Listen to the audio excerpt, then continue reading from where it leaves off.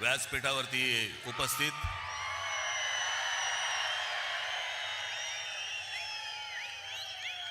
शिवसेना पक्षप्रमुख श्री उद्धव ठाकरे,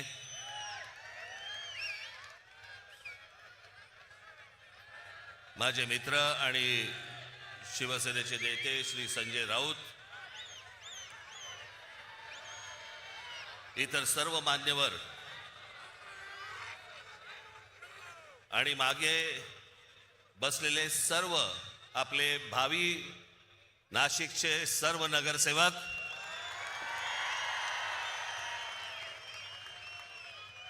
आणि माझ्या जमलेल्या सर्व तमाम मराठी बांधवांनो, भगिनींनो आणि मातांनो,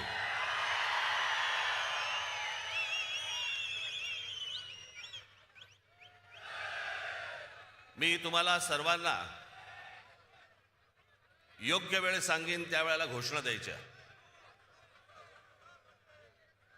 तोपर्यंत आपण शांत राहा.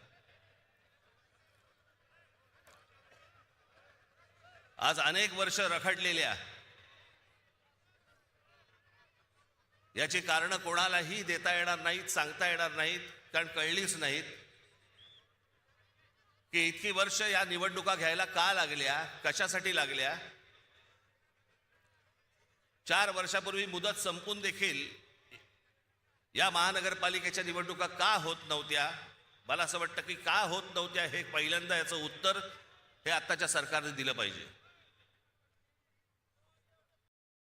आणि मग इतक्या वर्षानंतर ज्या वेळेला निवडणुका होत आहेत त्याच्यानंतर ज्या प्रकारचा गोंधळ या महाराष्ट्रामध्ये आत्ता सगळा सुरू आहे,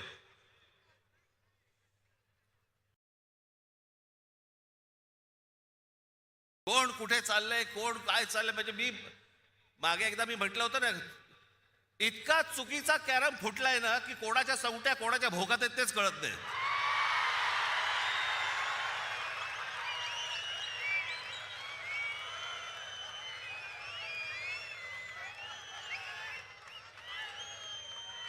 प्रत्येकाला विचार लागतं आज कुठे